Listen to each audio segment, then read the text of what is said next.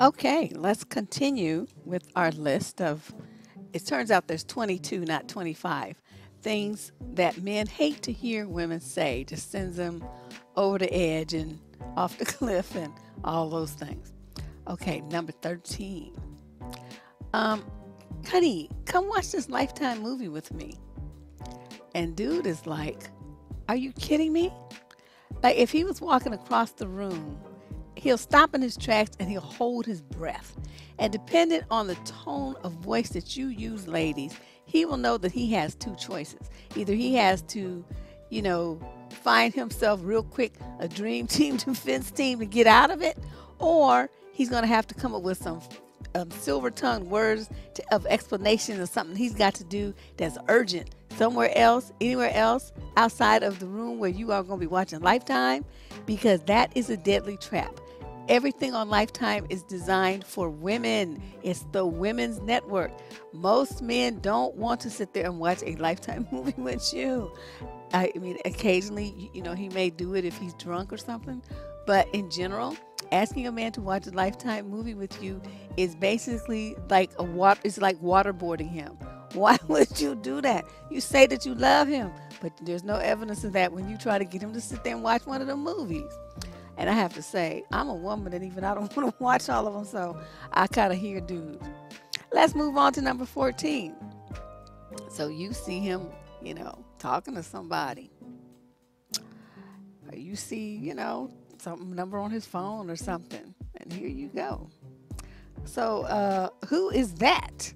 With much attitude, facial expressions, and voice tone, so he knows you better come up with something that sounds good, and it better be like screaming wonderful, and it better be quick. Don't be trying to and try to come up with something. No, I know that game. So what is he going to usually say? Well, he's going to think to himself, shit. But then what he's going to say is, what her? I mean, you know, her. What you mean? He's gonna act like he, you know, doesn't really know who you're talking about.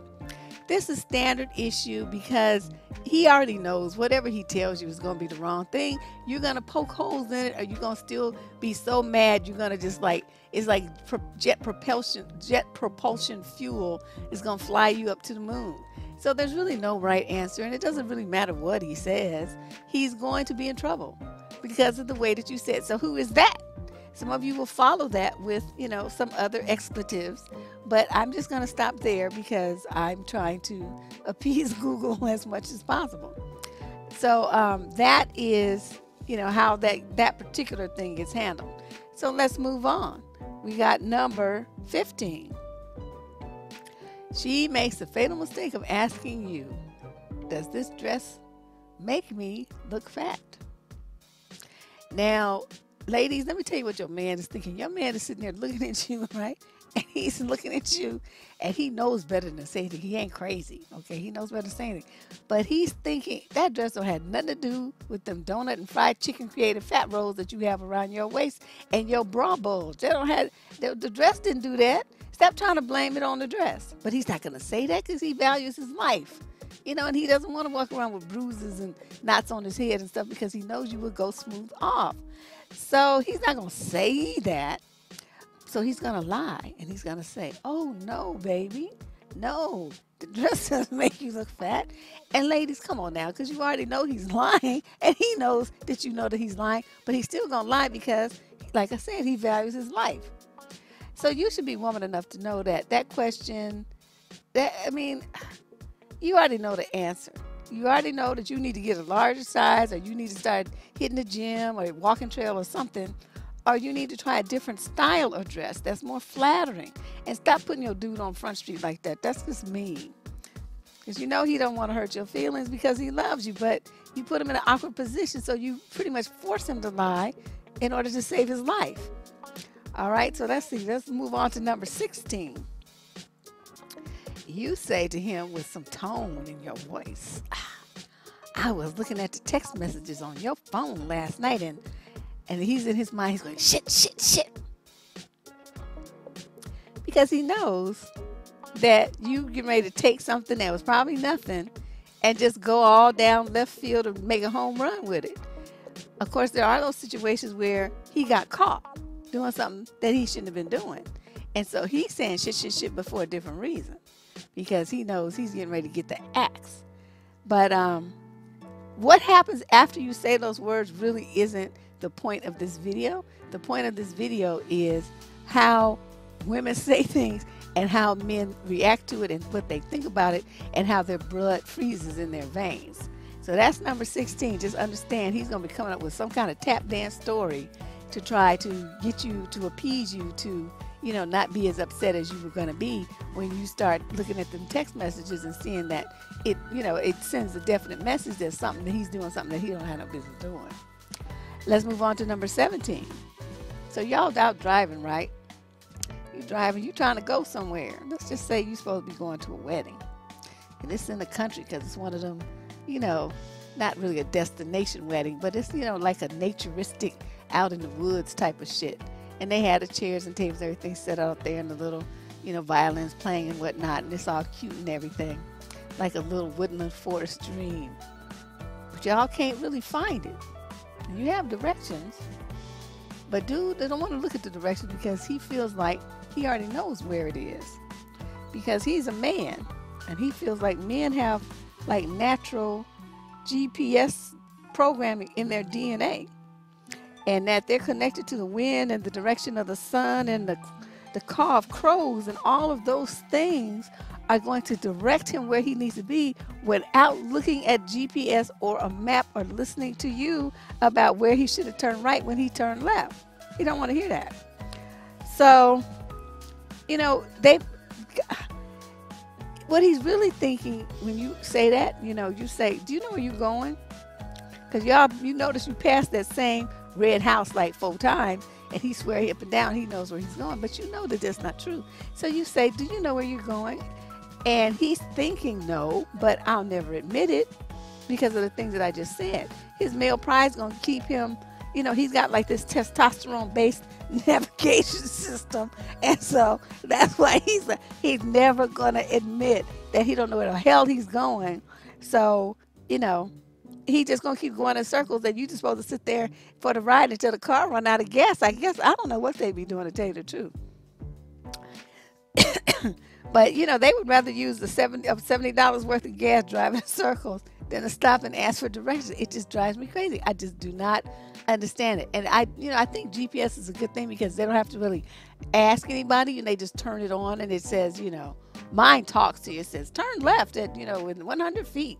And so you get to the 100 feet, and it says, you have now at the location where you need to turn left. And so you turn left. And that's how mine does. I don't know how everybody's does, but so there's really no room for error. But I just, you know, this is a very common problem with men, and one that many women complain about. And I'm telling you, as soon as you start talking about he's lost, he don't know where he is, he don't know what he's doing, when there's some directions involved, this is the thought that goes through his mind. No, I don't know where I'm going. I know I don't know what I'm doing, but I'll never admit it to you. That's what he's thinking.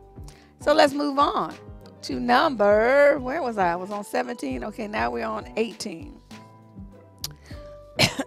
He says, you say rather, excuse me, having your moment of insecurity. When you see him looking at some woman, you say, honey, is she prettier than me? Now, this is usually very young women that do this because y'all don't have nothing else to do with your time and energy but ask stupid ass questions. So your boyfriend, your husband, whatever he is, he's sitting there thinking, hell yeah, I'd tap that in 30 seconds flat. What man in his right mind would pass that up? But of course, on the other hand, what man in his right mind would say such a thing? He's going to think it. If he were talking to his male buddies, he might say it because they would all be thinking the same thing, right? So they're going to dap each other and high-five each other and give each other the shoulder and the elbows and whatnot, giggling like little teenage boys.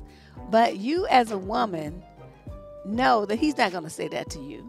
And all men know that the price for being so honestly expressive about what they would do is going to be like sleeping on the cold living room in the dark with the dog on the couch. There's going to be some tears. There's going to be some screaming. There might even be a few objects flying through the air towards his head. There could be even a breakup or worse, you know. So most men do have enough sense to say, what are you talking about? Nobody's prettier than you. The sun rises and the moon sets on your head. I don't know what you mean. Baby, why would I look at anybody else? Okay, you better lay that shit on so thick it's like peanut butter. But that most men who have good sense will do that. Those of you who are stupid, though, are going to say, well, yeah, she's prettier than you. You know, I like her legs. And, you know, why don't you do your hair like that? Or something along those lines. And basically guarantee yourself the end of your relationship because you got a big mouth. Let's move on to number 19. So you're all talking about something, right? Usually it's stuff you don't have no business talking about, like the past. Because you dudes, you want to be asking stupid questions like, you know, well, how many men have you been with? And what's your body count? And all this kind of stuff that you really shouldn't have any business asking those kind of questions. So, you know, or you ask some question, well, did you ever try this or do that? And, you know, you want to know all these little titillating, freaky things about your woman. Now, ladies, if your man asks you this, what you should do is never answer. You should just give him a stare, a glare, and just walk off because he's asking something stupid that he obviously cannot really handle the answer to. And so you don't tell him because it's going to send him into a tailspin. So what you do, what some women do, though, is tell it. Okay, they tell it because they're dumb. They say, oh, Deb, you know, I was trying to be honest. I wanted to be honest. And I'm thinking, okay, there's honesty where you don't lie. And then there's the honesty where you protect your man from himself. And there's certain truth, even though it's true, you just don't tell him. So you're not lying to him, but you just don't tell him stuff that really has no bearing on what's going on between the two of you right here, right now, because that is pointless. So, you know, you finish up your purging and telling him all these dirty details about your prior history with other men and all this freak stuff you did in college and all this old stuff. And then you finish with, well, all that was way before I met you. Now, let me tell you what he's really thinking. He might, sit there and act like it's okay. That's, that he's happy you told him. He's going to act like that. But inside, in his mind, what he's really thinking is, oh, she was all doing all of that? Well, what other secrets is she keeping? What other things has she done? Now, he's never going to be satisfied now. He's going to always be thinking that you did something that was even worse than what you told him, that you left stuff out, that you didn't tell him the whole story, that there's more to it, there's more stories, there's more people. And you would have done that by opening your big mouth. Men can't really handle that kind of information. Women really need to learn to shut up. That's the bottom line. You want to talk about your hijinks and your bedroom hijinks and your experimentation with illegal substances and your general wildness from the past is very threatening to some men. Why would you send him and his imagination into a frenzy like that? Just keep your mouth closed. Just say that don't have nothing to do with here and now. Stop asking me stupid questions. Shut him down. So he would definitely be hurting himself and hurting you too and ending a relationship over some shit that happened 20 years ago. Just ridiculous. Number 20. Okay, your woman is mad. You did something that you shouldn't have done. And you know you shouldn't have done it, but you did it anyway. Or you realize you shouldn't have done it after you did it, and then you sitting there looking stupid because now you realize you shouldn't have done it, but it's too late. You can't take it back. And she looks at you with this look of disgust. And she says, you're just like my ex. Now, there are some guys who would feel, upset. They would feel upset. And they would be like, oh, he was a jerk. I mean, if he knows about the dude, he's going to be like, oh my God, he was such a jerk. He's a horrible person. Why is she saying that I'm like him? They're going to get all in their feelings. But let me tell you about the rest of the dudes. You know what they're going to do? They're going to say, well, baby, other women must be seriously hating on you because you've had a relationship with 2 great guys in a row. That's what they're So you're going to be all mad thinking you telling him about he's like your ex is like an insult or something for him to get upset about. And he's going to be sitting up there cheesing like, wow, you really do pick men really well. I'm great. And that means your ex is great too if we're just alike. That's where he's going to go with it. So that's one of the things that you should never say. You should never bother saying anything like that to a guy. It's pointless. All right. And then number 21. Let's see. Where is 21? Oh, here it is. Your woman you come up to your dude, right? and you're not looking quite right in the face, and he picks up on your body language and the energy that you're exuding. And so you come out, voice all tight, jaw all tight, and you say, "Can I ask you something? Can I ask you something? I need to ask you something." Something along those lines, right? That tone of voice, that kind of way. Oh boy, dude knows that he's like Chicken Little and the sky is falling. He knows there's some shit about to go down, and all he can think about is shit.